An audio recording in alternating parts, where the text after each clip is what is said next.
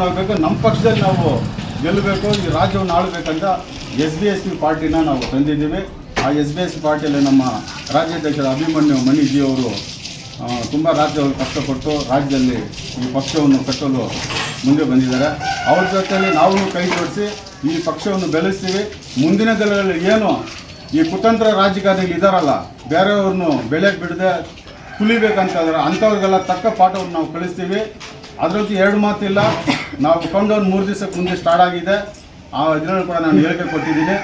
ಇನ್ನೊಂದು ಪೊಲೀಸ್ ಇಲಾಖೆಗಳು ಇನ್ನೊಂದು ದಂಕಿಗಳಿಗೆ ಛಲಗಳಿಗೆಲ್ಲ ಎದುರೋನಲ್ಲ ಈ PVC ಮಣಿ. ಈ PVC ಮಣಿ ಹಿಸ್ಟ್ರಿ ತಗೊಂಡ್ರೆ ಇತಿಹಾಸ ಬೇರೆ ಇರ್ತದೆ. ಆದರೆ ಇವಾಗ ನಾವು ಸುಮ್ಮನಿದ್ದೀವಿ ತತ್ವದ ಬಗ್ಗೆ. ಆ ರಾಜಕೀಯ ಬಂದಾಗ ನಾನು ಆಪೋಸಿಷನ್ ಪಾರ್ಟಿಯಲ್ಲಿ ನಾವು ಇರ್ತೀವಿ. ನಾನು ರಾಜ್ಯ ವಿಚಾರ ಸಮಿತಿ ಅಧ್ಯಕ್ಷನಾಗಿ SBSP ಪಾರ್ಟಿನ ಕಟ್ಟಲು ಅವ್ರ ಜೊತೆ ನಾನು ಕೊನೆತೊಟ್ಟು ನಾನು ಇರ್ತೀನಿ ಅಂತ ನಾನು 2 ಮಾತನ್ನು ಮುಗಿಸ್ತಾ ಇದ್ದೀನಿ. ಇನ್ನು ಈ ಒಂದು ಕಾರ್ಯಕ್ರಮಕ್ಕೆ ಆಗಮಿಸಿದ ಅಭಿಮನ್ಯು ಮಣಿಜಿ ಅವರು ಮತ್ತು ನಮ್ಮ ಪಿಲ್ಲಪ್ಪನವರು ಮತ್ತು ಕೋಲಾರಡಂಬವರು, ಮಾಗುನಿ ನಾರಾಯಣ ಸ್ವಾಮಿನವರು ಮತ್ತು ಕೊಪ್ಪದಿಂದ ಬಂದಿರತಕ್ಕಂಥ ನಮ್ಮ ಮಧುವರು ಅಣ್ಣ ತಮ್ಮಂದಿರವರು, ಮಹಿಳಾ ಮಣಿಗಳಾದಂಥ ಸುಂದರಮ್ಮ ಅವರು ಮತ್ತು ದುರ್ಗಮ್ಮ ಅವರು, ಪ್ರಿಯಮ್ಮ ಅವರು ಮತ್ತು ಮಲ್ಲಿಕ್ ಅವರೆಲ್ಲ ಆಗ್ತಿದ್ದಾರೆ ಮತ್ತು ಶಿವ ಅವರು ಇವರೆಲ್ಲರೂ ಧನ್ಯವಾದ ಹೊಂದಿಸ್ತಾ ಇದ್ದೀನಿ.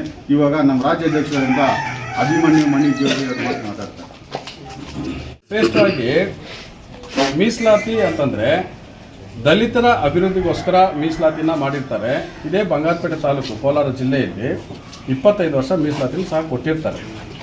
ಈಗಿರತಕ್ಕಂಥ ಶಾಸಕರು 3ನೇ ಬಾರಿ ಗೆದ್ದು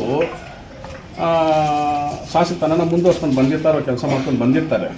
ಅಲ್ಲಿ ಆ ಒಂದು ಮೀಸಲಾತಿ ಏನನ್ನತ್ತಪ್ಪ ಸಂವಿಧಾನಾತ್ಮಕವಾಗಿ ಅನ್ನೋದಾದರೆ, ಈಗ ಎಲ್ಲ ಜಾತಿ ಸಮುದಾಯದವರು ಅಂದರೆ ಮೇಲ್ಜಾತಿ, ಸವರ್ಣಿ ಜಾತಿ, ರೆಡ್ಡಿ, ಗೌಡ, ಇತರ ಜಾತಿಯವರು ಎಲ್ಲರೂ ಬ್ಯಾಕ್ವರ್ಡ್ ಕ್ಲಾಸಸ್ ಎಲ್ಲರೂ ಸಹ ನಿಂತು ಗೆದ್ದುಕೊಂಡ್ರೆ ಆಯಾ ಜಾತಿ ಕ್ಯಾಂಡಿಡೇಟ್ಸು ಗೆದ್ದು ಅವ್ರವ್ರ ಜಾತಿ ಸಮುದಾಯನ ಮೇಲೆ ಎತ್ಕೊಳ್ಳೋಂಥ ಕೆಲಸ ಮಾಡ್ತಾರೆ. ಇಲ್ಲಿ ದುರಂತ ಅಂದರೆ ಏನು ಗೊತ್ತಾ, ಬಾಬಾ ಸಾಹೇಬ್ ಅಂಬೇಡ್ಕರ್ ಕೊಟ್ಟಿರ್ತಕ್ಕಂಥ ಮೀಸಲಾತಿಯಲ್ಲಿ ಗೆದ್ದು ಬಂದಿರ್ತಕ್ಕ ಒಬ್ಬ ದಲಿತ ಶಾಸಕ ಅದೇ ದಲಿತ ಜನಾಂಗದ ಬಲಿತನಾಗಿ ಭಸ್ಮಾಸುರನಾಗಿ ಇವತ್ತು ದಲಿತನೇ ತಲೆ ಎತ್ತಕ್ಕೆ ಬಿಟ್ಟಿಲ್ಲ ಅಂತಂದರೆ ಯಾವ ರೆಡ್ಡಿಗರನ್ನ ಯಾವ ಗೌಡರು ತಲೆ ಎತ್ತಕ್ಕೆ ಬಿಡ್ತಾರೆ? ಅವರು ಯಾವ ಮೇಲ್ಜಾತಿ ಜನಾಂಗ ತಲೆ ಎತ್ತಕ್ಕೆ ಬಿಡ್ತಾರೆ? ಇಲ್ಲಿ ಸಂವಿಧಾನ ಬಂದ್ಬಿಟ್ಟು ಹಿಂಗಾಗ್ಬಿಟ್ಟಿದೆಯಪ್ಪ ಅಂತಂದರೆ, ಇವತ್ತು ಇರಾನ್, ಇರಾಕ್ ದೇಶಗಳಲ್ಲಿ ಹಾಕ್ಕೊಂಡಿರ್ತಕ್ಕಂಥ ನ್ಯೂಕ್ಲಿಯರ್ ಬಾಂಬ್ ಆಗಿಬಿಟ್ಟಿದೆ. ಪೊಲೀಸ್ ಇಲಾಖೆನ ದುರ್ಬಳಕೆ, ತಾಲೂಕು ದಂಡಾಧಿಕಾರಿ ದುರ್ಬಳಕೆ. ನಾನು ಪ್ರಭಾವಿ ಶಾಸಕನಿದ್ದೀನಿ, ನಾನು ಹೇಳ್ತೀನಿ ಅವ್ರ ಮೇಲೆ ಕೇಸ್ ಹಾಕಿ, ಇವ್ರ ಮೇಲೆ ಕೇಸ್ ಹಾಕಿ, ಅವ್ರನ್ನ ಒಳಗಲ್ಲಿ ಇವ್ರನ್ನ ಒಳಗಲ್ಲಿ ಅನ್ನೋತಕ್ಕಂಥ ರಾಜಕಾರಣ ಇಲ್ಲಿ. ಹೋರಾಟಗಾರರು ಹೋರಾಟ ಮಾಡದೇ ಇದ್ದರೆ ಆ ಒಂದು ತಾಲೂಕಲ್ಲಿರ್ತಕ್ಕಂಥ ಈ ಒಂದು ದುರಾಡಳಿತ ಆಚೆ ಬರುತ್ತಾ? ಹೋರಾಟಗಾರ ಯಾರು ಹೋರಾಟ ಮಾಡೋಂಗಿಲ್ಲ ಅಂತೇಳಿ ಅವ್ರನ್ನ ತುಲಿತಕ್ಕಂಥ ಒಂದು ಹುನ್ನಾರಗಳು ಇಲ್ಲಿ ನಡೀತಾ ಇದೆ.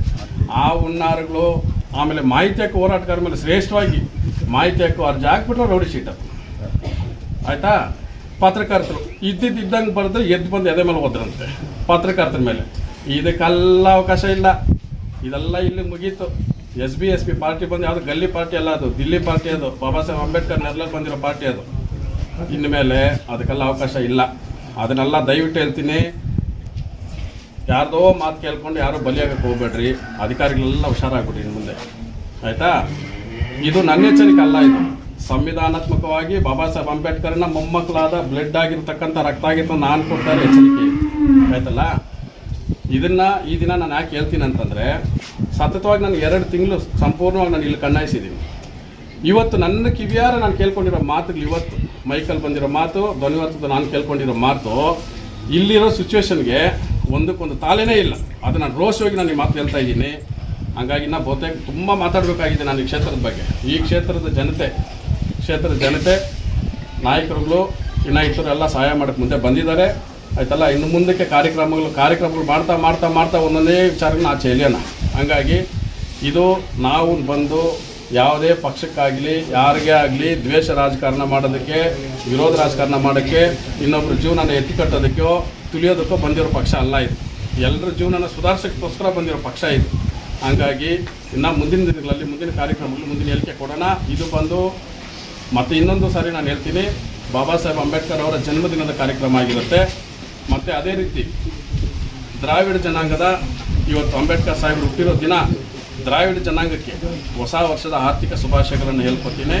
ತಮಿಳು ಭಾಷೆಯಲ್ಲಿ ಪುತ್ತಾಂಡು ನಲ್ವಾಳ್ತಕ್ಕಲ್ ಅದನ್ನು ತಿಳಿಸ್ಕೊತಾ ಆಯ್ತಲ್ಲ. ಇನ್ನು ಮಲಯಾಳಮಲ್ಲಿ ಇವತ್ತು ನಾಳೆ 15ನೇ ತಾರೀಕು ವಿಶು ಹಬ್ಬ ಅಂತ ಮಾಡ್ತಾರೆ.